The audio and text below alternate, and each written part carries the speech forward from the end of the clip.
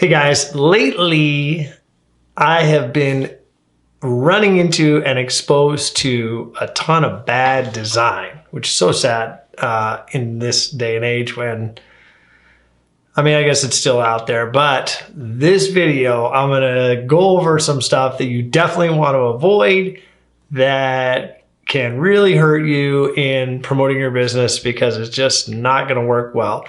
So if you wanna understand exactly where bad design can show up in your business and what that looks like, kind of train your eye a little bit more, keep watching.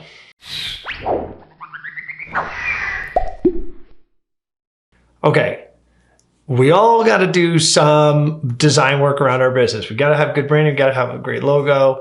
And today with social media and all the stuff that we're putting out, it's just a constant flow around your business of little design issues that you need to pay attention to.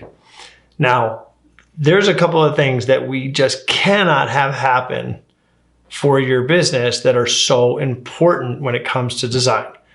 And this is not a huge list, but this is stuff I'm running into this week, which is why I decided to make this video. Illegible graphic design typically takes the form of weird text fonts and poorly positioned stuff on top of photographic images.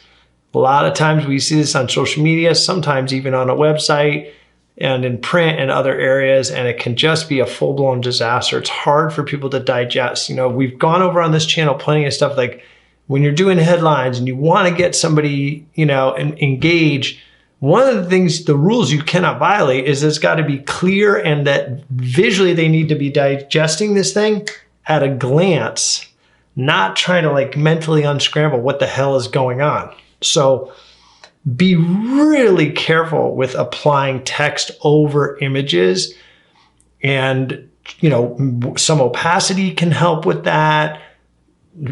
Actually editing the underlying image so that it's positioned correctly, like subjects on the right, text on the left, something like that, right? To clean things up and make it clear. But that's a danger zone for most amateur designers, is trying to do text on images. So if you're going to avoid it. And if you just keep getting kind of dicey results, get somebody professional involved to help you do those types of pieces. Okay. Now the other one is like the sister of that problem, which is a bunch of janky fonts all over the place. So more than 2 fonts on a page starts to get weird. Just trying to be all, I don't know what, with coming up with a bunch of font selections and stuff. Your brand should have its primary font as part of its branding, typically shown and represented to some degree in the logo or tagline. And then that should carry through all of your marketing pieces. You should just have your font that you work with. And there's no reason to start getting creative and slapping 3 fonts on an ad or a social post or anything like that. It just starts looking, it starts looking like kindergarten or something. Okay, so watch out for that. Be careful with fonts. They're the danger zone. And professionals know that because fonts are so important as a professional designer.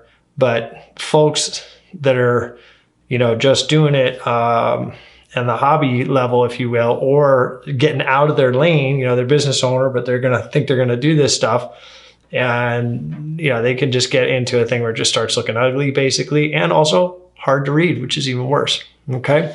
And the last one is using any sort of imagery in your marketing that, and this is I want to qualify this statement because psychologically people are moved by avoiding pain. So we know that helps with conversions. But from an image standpoint, we really don't want to have negative type images tied to our brand. So you need to be careful with the images that you use around your branding. Now, you can use a contrarian or provocative negative outcome image in advertising, like somebody who's sad because they didn't take action. That's a different thing. But what I'm saying is on your webpage and stuff, just be careful with keeping the vibe upbeat and positive, and looking at the design from this one perspective I'm going to leave with you guys.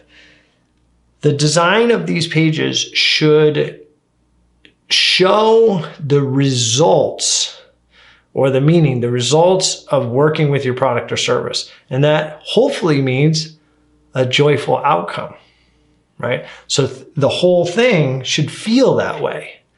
That if I work with this company or if I buy this product, this wonderful positive result that I'm getting exposed to can happen to me, right? So that's just a big high level analysis. But a lot of times we'll see, you know, some negative images and imagery sneak in, and you really just want to avoid that stuff.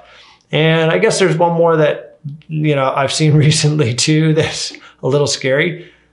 Too many colors or no contrasting colors, so everything just kind of looks bland, like 3 shades of blue.